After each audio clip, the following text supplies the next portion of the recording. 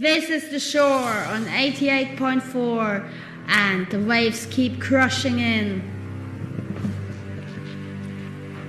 So I'm here now in the backstage of the Velodrome.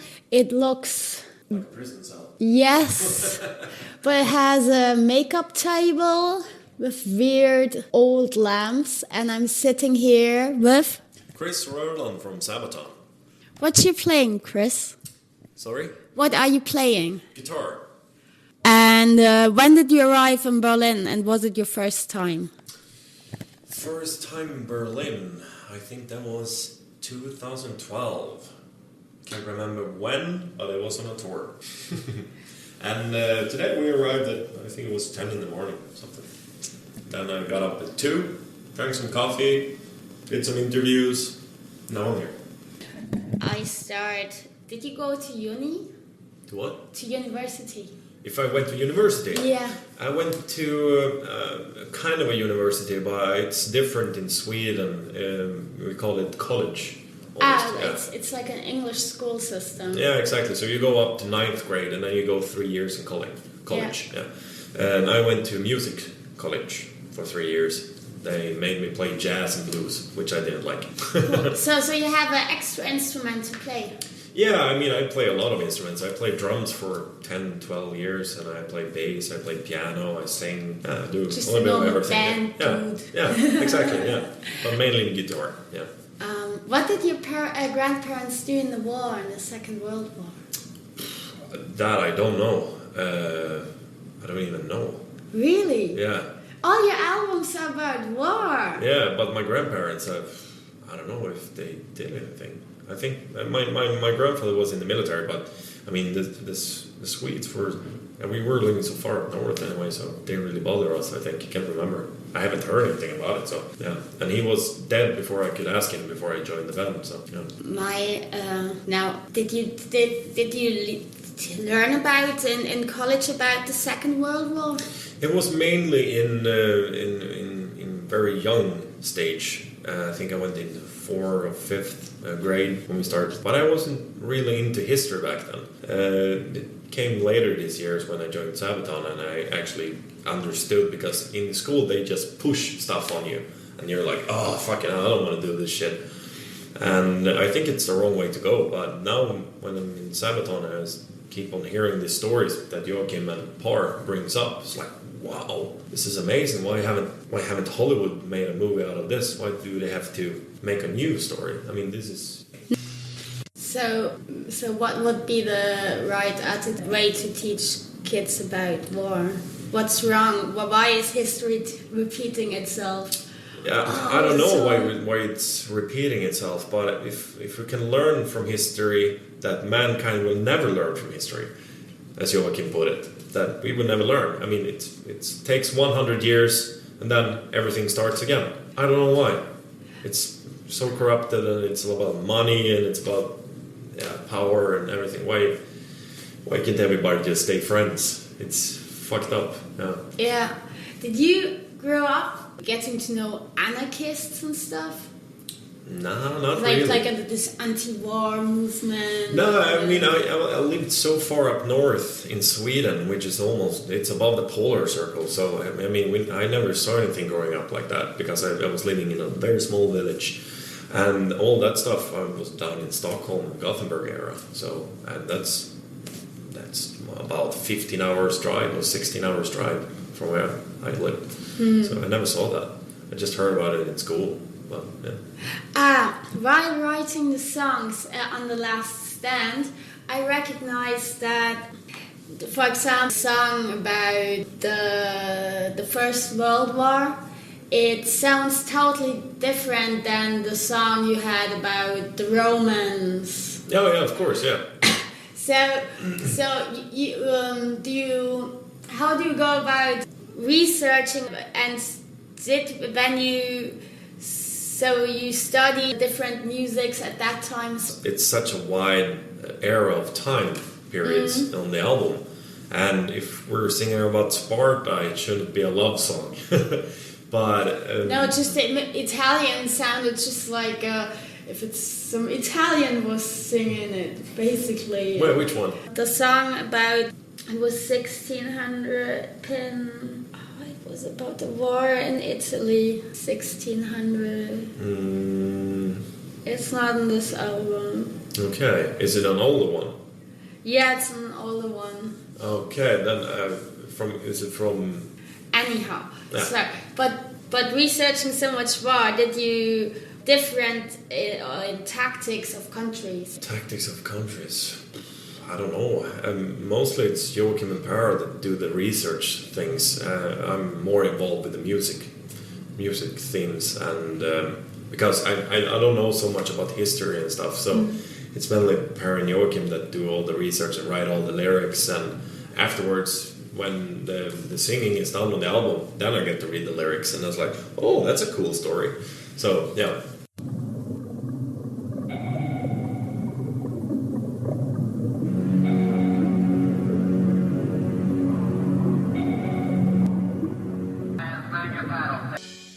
How did you come about metal? Who was your favorite metal favorites? I was Iron Maiden actually, because I think I was 6 years old and I was at my friend's place, and he got this album from his older cousin, and it was Iron Maiden Power Slave, and he put it on, and you know, as a 6-year-old growing up with Michael Jackson and Duran Duran, that was a little bit too heavy for me. But then the guitar solo starts, and I was like, whoa, this is so cool. And so I ran back to my parents' place and I told them that I want a guitar for my birthday. And they were like, no, you just destroy everything, so we're not buying you an expensive guitar. But they did. They buy me a guitar for my 7th birthday, and I still have that guitar. So yeah. So my first metal connection was Iron Maiden, and then it's just keep on growing. Did you ever get into grindcore? Yeah, more later.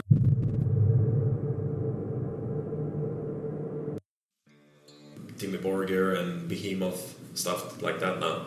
But I still have like Blind Guardian and Iron Maiden in my heart. But mostly these days it's just Behemoth and stuff like that. Yeah, they make really political songs, Yeah. but they really pull it through and playing more smaller shows. Yeah. Did you were forming the band as well? For Sabaton? Yeah. No. You just the former drummer left. No. The former guitarist left. No. I joined the band in 2012. Okay. So me and Tobbe left the band. So Tommy is the new guitar player, and Daniel, who's playing with us now, he's playing drums because Hannes is back home having a kid, and he will come back for one of the Sweden shows. I think it's Gothenburg. So yeah. So, but starting off playing small bands. Yeah. I started, yeah. Did you notice that there's sometimes a change in behavior when you play small gigs? No, not really. I mean, I used to do that when I was way younger, but I'm older now, and I mean, if you can't entertain 500 people, you shouldn't play in front of 5,000 people. Or is that not? It's not. It doesn't it make you think about the society? Society, how? Like that. That people, for example, when I go to a small punk show here in Berlin, everybody's like, and it doesn't matter really how old they are. Yeah. And since I do this job, I keep noticing that when I go to bigger shows in a venue, then people are more like not partying, and so. Yeah, I mean it's because it's a bigger show and we have a lot of more stuff on the stage, so there's so much stuff happening. So of course there's people. People are watching instead of like going like this. Yeah.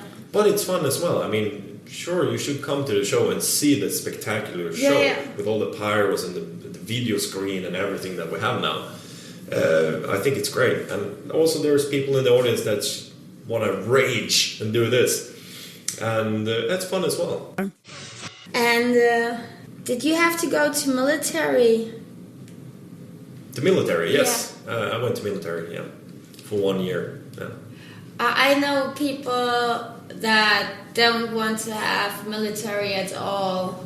Yeah, I know, but still, I think it's a growing thing because when you're a kid, you need to like shape up and see the reality, and not because of war stuff, but especially when you're a kid, a guy, it's like hey, you just wanna skip school and do that shit.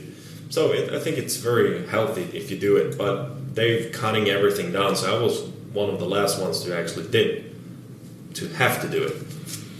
But I think it was a very good thing because we learned a lot in the military, like what should you do if you go through the ice in a lake, you shouldn't panic and stuff like that. So yeah. Did you play Sweden Rock last year as well? There were lots of. I went there the year before. There was lots of.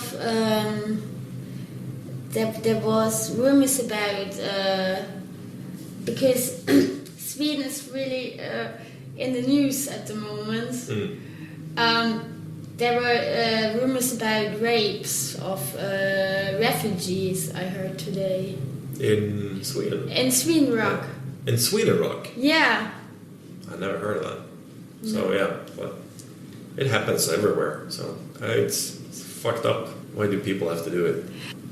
But when you're into the subject of war constantly, do you sometimes research fine artists or like painters? Like Picasso did a big piece of, or Otto Dix, or something like that. I mean, as a designer myself, because I love to paint and stuff, I usually get my inspiration from paintings and stuff, and to get into the mood thinking of writing music. So it's usually pictures and movies and stuff like that. Do you have this metal painter hat because of painting all the skulls and the zombies and the skulls? Yeah. Do you have that? Yeah. Because I'm a painter at that. I can't. What's your imagination? Is that for you all zombies or dead? And how do you identify with this? Yeah, it's different. I mean, I love to paint skulls and zombies and stuff. It's because it's fun, but because you can go bananas with it. Because there's no rules to how to do it. But when you have to paint on a landscape and stuff like that, with real nights, you have to think really much. But I mean, just go crazy with the idea and see where your mind is taking you. So you don't have a special relationship like coming from Satanism, or you're a zombie lover? No, I mean I'm a huge horror fan because I love a lot of horror movies. So yeah. What's your favorite? My favorite one? Yeah. My favorite movie in horror has to be The Exorcist because that scares the shit out of me every time. I still can. We watched it the other night and I'm fucking scared to death. But because I saw it as a very young kid, I think I saw it when I was 8 years old. So it destroyed my mind. But there's a lot of different ones. I mean, Evil Dead series, Army of Darkness. There's a new one called Cabin in the Woods. It's a few years old now, but it's a very cool concept for it. So yeah, a lot of cool movies. Do you have metal mates and other bands who are really into aliens and stuff instead, like Pain or exactly, like Hypocrisy and stuff. Yeah, or really, Ghosts. Yeah, Ghosts. Yeah. Do you discuss this? No. Why are you into aliens? No, I think it's quite fun. I mean, you never know what's out there, so you should keep an open mind. And it's a motherfucker. Don't you know? Don't you know? It's a motherfucker. It's a motherfucker. Don't you know? Don't you know? If they push that button. If they push that button. If they push that button. They push it. They push it. Kiss your ass goodbye. Kiss your ass goodbye. Did you check out Satanism as well? No, nothing like that. I have no, what do you call it, connection to religion because I hate it. So I think religion is the most, what do you say, the most the connection. Brain eating. Brain eating thing. Yeah, exactly. And that's the most thing that make wars. So if we didn't have religion, I think everything would be a little bit calmer, actually. Yeah. Did you know that the Germany is the only European country that pays church tax because of Hitler? Really? Yeah. Mm-hmm. He made a contract with the Vatican. Okay, I didn't know that. See, you learn something new every day. What did you bring to read on tour? Usually I'm not a big reader. I play more video games and try to paint and make music and stuff, but not too much of a reader. Do you have a training in painting? No, it's just I started when I was a kid, like drawing stuff, and then I didn't have any education for it, so I've just been keeping on drawing. And then we have a few guys on tour who actually is really good in painting. I bought this big Wacom tablet, Cintiq. Yeah, I have the small version. Oh yeah, I have this 13-inch. It's as big as a laptop, so I can bring it on tour and just paint and stuff. Yeah. Do you use the Adobe Suite for funny animations as well? No, that's more Tommy. He's doing animations and stuff, but I don't think he's done it for years now. But he used to do animations and stuff, so it's quite fun. Cool. Yeah. Do you get to play, like, how come you got the idea of just giving your drummer a bit of free time to produce, to use gunshots instead of a drum kit? Oh yeah, that was a quite fun thing, because Joachim came up with the idea he had it for many years, that we should have a drum kit that actually made of sounds of like guns and a knife going through flesh and like explosive stuff and stuff like that. I was like, wait a second, how are we gonna do that? So we actually found you can buy sounds online. Yeah. And then he did something with it or made it himself, and then we got the hi-hat is like something or a gun or I can't remember. And then he actually made it work. I was like, this actually sounds like a drum kit. This actually sounds really cool. Huh. And we sampled those sounds, so we have it on stage. So we have this pad. So when you hit the pad, you got the gun. Ah. So if you play like this, you got the gun and then you have the bass drum and everything. So Hannes is playing it that every night, like on the album. So we got... That's cool. Yeah. So you can do a lot of stuff with that. So it's quite a new sound to it. Yeah. Do you like Enzepharium? Yeah, we've been on tour with them, I think. And no, that was two. Enzepharium. Yeah, actually, we played a show with Enzepharium in France, I think. Yeah. That was cool. That was Enzepharium except... Oh, that was a festival, I think. Yeah. Enzepharium except Sabaton and some other bands, yeah. I'm going to ask you another political question. Sure. How do you think...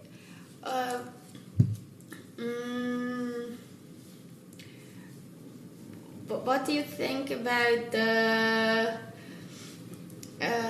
what's going on with Trump and everybody's going on, oh, this is like Weimar Republic and fascism, and he's going all over the place the other day that Sweden and Germany is a mess. Yeah, I heard that, yeah, fucking hell. I'm not so much into politics.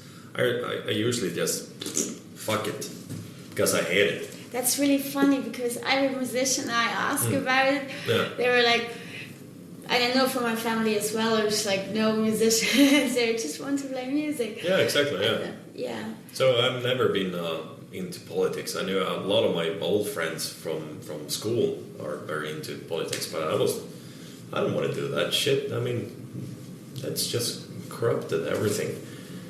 But your fans are really political, no? Some of them, they're writing you like research letters, or they're just into war memorabilia. Yeah, and I think if people are into politics, that's nothing wrong with that. If people are into religion, I respect that, absolutely.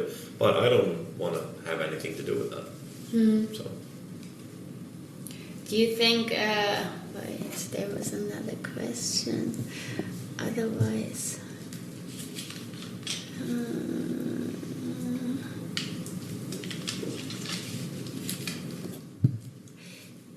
Does your bassist come up with songs as well and tells you then to play to... No, he's not so much involved in the music writing. It's mostly me, Joachim, Hannes, and now Tommy, of course. He's always working with the whole production and everything. He's like the big boss. So he's doing everything around all of it. Like planning years in front, what show should we do there, and what tour, what's the next album going to be called, and what blah blah blah, stuff like that. And after we've been writing a few songs, and he comes in and he starts listening to it, and then this doesn't sound really Sabaton, so can you do something like this? Yeah, sure. Start playing. So yeah, he has a little bit of it, but he has some ideas and stuff. But yeah.